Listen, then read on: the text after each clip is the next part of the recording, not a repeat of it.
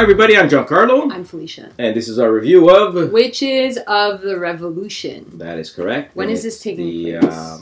Salem? No, well it's after, right? Because during the revolution with the Brits and the US, which was what, 1812? Actually, I don't even know. So it is. It's New England. No, Salem was way before. Salem was when the Americans came. It was came the 1600s. That's right. It's when the Americans came with the Quakers. Is it resistant to beer and stuff when we spill? Or you want to find out? I don't know. I'll charge you for it. What were you going to charge me for? The board game. Oh, if I ruin it? Here, I don't know what the is going on. Like usual. In this co-op deck building game, players will control a coven of witches, each in the period of the American Revolution, fighting the supernatural for freedom. Game here is set. Random elements per game include these recruit drawns, the 3 blessings in the deck from a possible 6, and these objective cards from each type. Players win together if they complete all 4 objectives.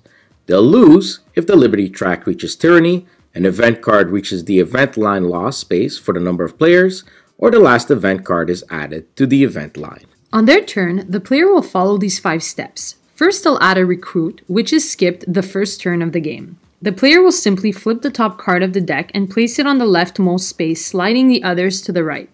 If all 3 spaces are taken, the rightmost recruit gets discarded. If a blessing comes up, simply follow its instructions. Then the active player will add an event again, sliding any over to the right to make space for the new one. Any when flipped effects are immediately resolved. If any event with either the Liberty or Peril icon move on spots with matching icons, an effect will trigger. For the Liberty icon, move the Liberty marker 1 space down closer to Tyranny. For the Peril icon, choose and banish 1 face-up recruit by placing it in the discard pile. These will never return to play this game. Next, the player will act and or recruit in any order she wishes. Acting lets you try to overcome an event card. These must be cleared or you'll lose very quickly. To overcome events, the player must play enough witch card from her hand as to meet or exceed the icons listed here. Note, most are either or and not both. Some will have these icons, unaligned and catastrophe. Unaligned simply tells you need this many icons of any type. The catastrophe works the same way but adds the number of players to that total. On top of the player herself taking care of the event, other players can assist her by playing a witch card to provide 1 single icon needed. Relics, on the other hand, contribute all their icons when assisting, but are then banished. Witch cards used are discarded in their owner's discard and not banished into the central discard. When event is overcome, remove an objective marker from one of the objectives on the board matching one of the icon in the event card and not necessarily the icon you used.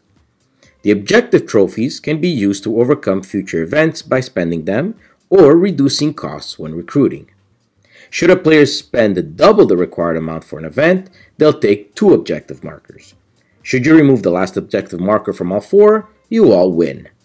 Lastly, when overcoming a Liberty event, move the Liberty marker 2 spaces up towards Liberty. When recruiting, the player must pay this cost as shown as stars. Keep in mind the position of the recruit cards as different spaces might yield cost reduction. When paying the cost, you'll banish the cards used, effectively trimming your deck. Your new recruit goes on top of your deck. The player then completes the last 2 steps of their turn, discard and draw cards, but these are optional steps. They can simply discard any card they do not want in their hand and draw to their maximum hand size, usually 5. Before we move to final thoughts, let's talk about the moon track. When a player's deck is empty, they'll reshuffle their discard to form a new deck. When doing so, they'll also move up the moon token up 1 space. This indicates a waning moon, and the higher it is, the less power the witches have. The number listed here is how many more icons are needed to overcome an event.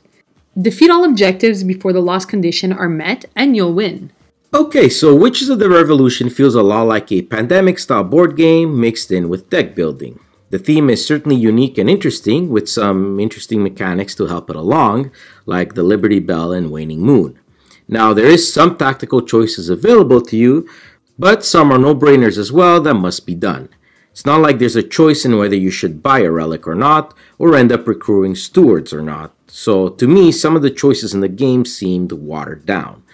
Sure, there's a higher difficulty rating in the game, but even then you'll be doing the same tactics, and there's this rinse, wash, repeat feel to the game.